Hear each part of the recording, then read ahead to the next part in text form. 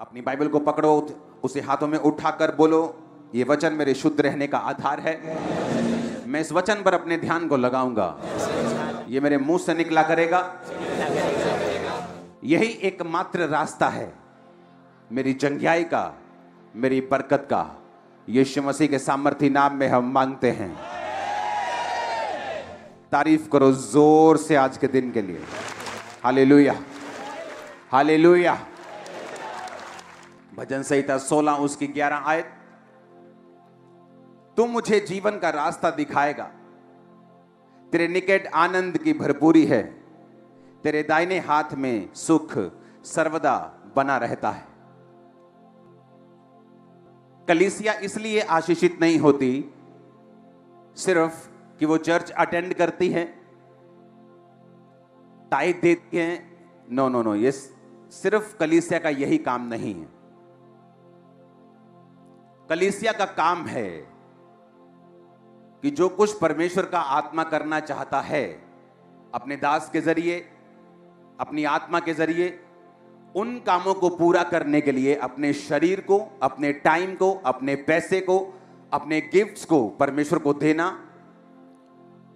तब बाइबल कहती जो कलीसिया आई है वो आशीषित होगी। आमीन।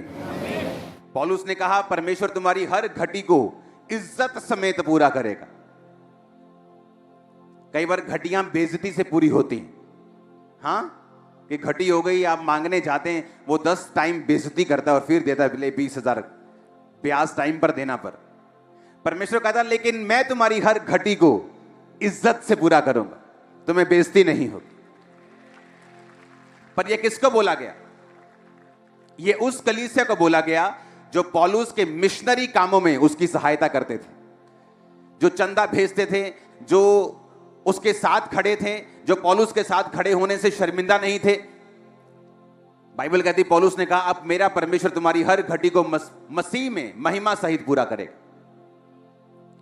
पिछले साल पंजाब में बहुत विरोध हुआ परमेश्वर का, मेरे गांव मत आना, इधर नहीं आना, उधर मत आना। तो मैंने कहा था एक कमेटी बनाएंगे, पास्टर्स कहीं भी किसी भी मिशन का किसी को टच किया उसका सारा जिम्मेवारी हम लेंगे, चर्च लेगी। क्या हुआ? किसी पास्टर को चोट लगती थी, कोई चाकू मार गया, उसको लगता अब क्या होगा, उसका बेस्ट हॉस्पिटल में ट्रीटमेंट होता था, उसकी फैमिली को मंथली पेमेंट मिलती थी, उसका पूरा इलाज फर्स्ट क्लास हॉस्पिटल में, उसको कोई चिंता नहीं थी। उनको लगता था कि नहीं यार ये काम। हर संडे मेरा बयान आता था कि नहीं? क्योंकि पंजाब के हर गांव से इस चर्च के मेंबर हैं, तो मेरा बयान काम करता था। अब लोग बोलते हैं मणिपुर के लिए बयान क्यों नहीं देते? वहां मेरा कोई मेंबरशिप नहीं है, कांटेक्ट नहीं है। मेरा बयान उनका नुकसान करेगा, फायदा नहीं करेगा।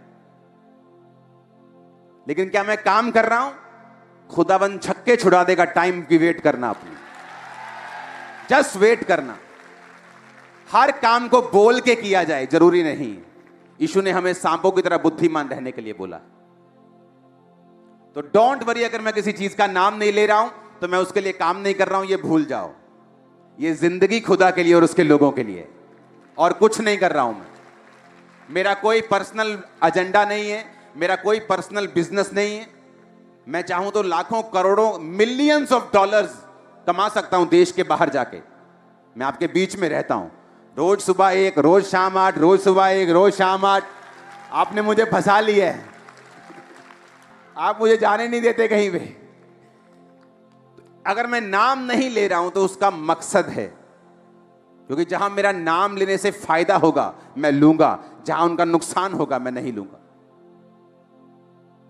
लेकिन काम कर रहा है खुदावंद, मैं आपको बता रहा हूं। सुनो, जिस जगह पे आप हिस्ट्री देख लो, पड़ोसी देशों की देख लो, दूर देशों की देख लो, जिस देश में परमेश्वर के नाम का विरोध पब्लिकली हुआ है, उन्होंने मार भी पब्लिकली खाई है। भूचालों से, प्राकृतिक आपदाओं से, सूखे से, बाढ़ से, चेक कर लो, जाओ चेक कर लो, जाओ हिस्ट्री चेक कर लो। परमेश्वर तुमको कहता है माफ कर दो, इसका मतलब ये नहीं वो भूल गया है। जीसस ने कहा पिता इन्हें माफ कर, ये नहीं जानते क्या हो रहा है, ये क्या कर रहे हैं। इसका मतलब ये नहीं परमेश्वर ने माफ कर दिया। कुछ ही सालों के बाद रोमी आए, यरूशलेम के सारे आराधनालय को ढाकर, वो लोग जो अपने आराधनालय पे घमंड करते थे उनको बंदी बनाकर उनके 3600 लोगों को मारकर घड़ीस कर वहां से लेके गए थे। परमेश्वर ने कहा था पिता इन्हें माफ कर, उसने तो माफ कर दिया, लेकिन वो कहता जब तू माफ करता ना, तू अंगारों का ढेर लगाता है अपने माफ करने वाले के सिर पे। तो लोग तो विरोध करके भूल जाते हैं, लेकिन जब परमेश्वर जवाब देता है ना, तो तौबा तौबा कानों में हाथ लगते हैं कि नहीं। फिर वो हटता भी नहीं, जल्दी हटता भी नहीं। वो पूरा हिसाब किताब चुकता करके वो हटेगा। और साथ में हमको भी लगाया हुआ है, हाँ, कि सब जगह मेरा बैंक बैलेंस पहली बार इतने महीनों में हुआ कि बिल्कुल जीरो पे आने पे लगा। इतनी चैरिटी हो रही है, क्योंकि मैं रोक नहीं सकता उन लोगों के लिए। मेरे दिल में होता है कि, और मेरी आदत है कि मैं सिर्फ फोटोज के लिए चैरिटी नहीं करता हूं कि फोटो देनी है, चल भी 10 ब्रश तू ले जा, 10 पेस्ट तू ले जा। हाँ, वो मैं कर नहीं सकता हूं। अगर चैरिटी किसी के घर में जाएगी तो महीने का राशन, बोतलें, दूध, डायपर सब कुछ जाएगा। तो ऐसा नहीं जाएगा कि हाँ 2 सेकंड के लिए गए, फोटो ली, इंटरनेट पे डालने के लिए। वो मेरे से होता नहीं। आप जितना इंटरनेट पे देखते हो वो सिर्फ 1% है जो चैरिटी हम करते हैं। जीसस ने कहा तेरा दाहिना हाथ करे बाहिना ना जाने, बाहिना करे दाहिना ना जाने। जो कुछ भी इंटरनेट पे पढ़ता है वो इसलिए कि मेरे spiritual sons 1500 pastors and spiritual sons वो फॉलो कर सके सेम। उन्हें मालूम हो मिनिस्ट्री क्या कर रही है, वो भी फॉलो कर सके। That's it. हालेलुया। तो ये भूल जाओ कि परमेश्वर भूल गया है। उसने तुमको बोला है माफ करने के लिए, वो खुद हिसाब किताब पूरा चुकता कर रहा है। हालेलुया। और ऐसा ही है परमेश्वर। इसलिए बाइबल कहती है परमेश्वर के हाथों में पड़ना भयंकर बात है। जब मेरे घर में क्रिश्चियन सिस्टर्स आई थी प्रार्थना करने के लिए मेरे दादा पे, तो मैं उनको बोलता था कि अगर दोबारा मेरे घर में आए ना, हिंदू घर है हमारा, तो पीटेंगे तुमको, क्योंकि तुम ऐसे हो, तुम वैसे हो, तुम हमारे खिलाफ बोलते हो। विरोध करके अपनी फैमिली को मैं ले गया वापिस, चर्च नहीं जाने दिया। अपने घर के मॉडल टाउन मार्केट के अंदर बहुत बड़ा मेरा घर था, 25 मरले से भी ज्यादा। तो वहां मैंने अपने घर की ड्योढ़ी के ऊपर मंत्र लगा दिए थे कि सारा दिन इनको सुनना है, खबरदार जो चर्च गए तो। आप जानते नहीं मैं कहां से आया हूं, लेकिन जब पागलपन के दौरे पड़े, जब बीमार हुआ, जब डॉक्टर्स ने, जब वैद्यों ने, जगहों ने जब हाथ खड़े कर दिए, पागलों की तरह मैं जाता था उनकी जगहों के ऊपर। आप मुझे देख के बताओ मेरा क्या है फ्यूचर, मैं क्या करूं, मैं ऐसे फील कर रहा हूं, मैं ऐसे महसूस कर रहा हूं, मेरा दिल करता मैं सुसाइड कर लूं, मुझे पागलपन के अटैक होते, मैं कोई हल नहीं। क्योंकि मैं भूल गया था कि मैंने विरोध किया था जीसस का। मैं तो भूल गया विरोध करके, जीसस कहां भूलते हैं। तुम तो भूल गए विरोध करके, हाला लाला मचा के, और तुम्हें लगता था कि क्या होगा। लेकिन जब वो फिर चिट्ठियां खोलता है, खाते खोलता है बराबर करने के लिए, फिर वो ऐसा बराबर करता है। हालेलुया। परमेश्वर से पंगा लेके कोई बच सकता है क्या? कोई नहीं बचा आज तक। कोई उस पर केस नहीं कर सकता कि तू भूचाल क्यों दे रहे, तूने बारिश ज्यादा क्यों कर दी। कोई केस कर सकता है क्या? कोई है कोई ऐसी कोर्ट जहां पे परमेश्वर के खिलाफ केस किया जा सके?